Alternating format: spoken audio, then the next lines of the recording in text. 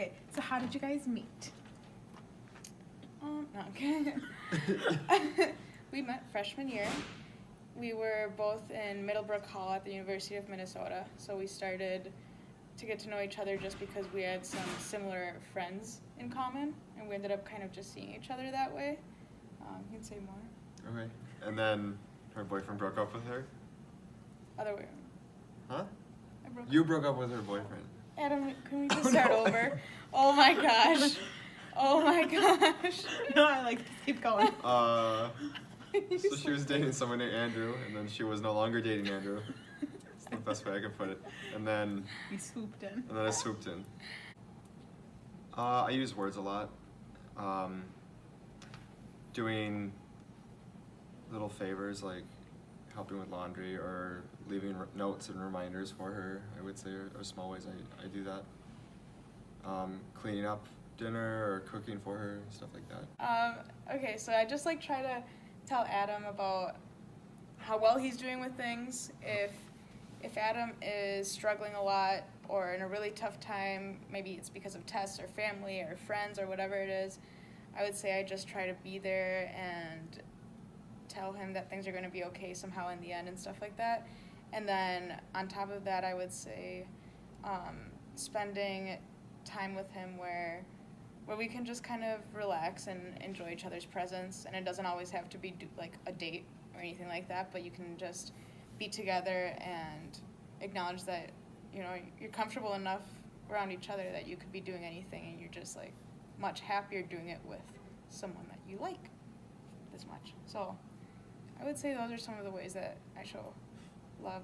And then yeah, if also sometimes certain acts, like if Adam is really busy in school or something like that, I can help by doing laundry more, or I can help by cleaning maybe the kitchen, the counters, all that kind of stuff. And other times when I'm struggling, then he'll do that as well. So yeah, we just kind of mutually try to do a lot of things for each other. Yeah, just kind of help take stress away from us in the mundane ways so that we can focus more on the school. And maybe to like give each other a gift or something that's nice every once in a while, like just to be like, hey, I was walking past this place and I thought of you and I got this. Like, that's cool and everything, but at the same time, that gift, like, you know, just a little gift or something, it'll leave an impact, but what leaves a big impact is like, wow, I had a really stressful week and you helped me with this, and now my week is a lot less stressful because of that. Or the words that you gave me suddenly just made me feel a lot more calm about how things were going. So I would say, in general, if we fight, it's usually about nothing important. yeah. That our most heated arguments are stupid, and then we're usually over them with about 10 minutes. So Yeah. I wouldn't say we're necessarily like super calm like in the middle of it, but we don't hold a grudge at all, and we usually apologize pretty quick afterwards. So I think part of it Yeah. is that Adam has a voice that naturally projects a lot. So sometimes he'll just speak loudly, but that's just how he naturally speaks all the time. Like in restaurants, he's talking, and I'm like, you're being really loud. So then suddenly when we're having a discussion, sometimes I'll perceive that as him like raising his voice, but that's not actually what's going on, I've noticed. And so then I'll raise my voice, and we'll just go back and forth, and it just builds up. And then sometimes if it like does get pretty heated within those 10 minutes or something, then I'll say, you know, I need to just not talk about this right now.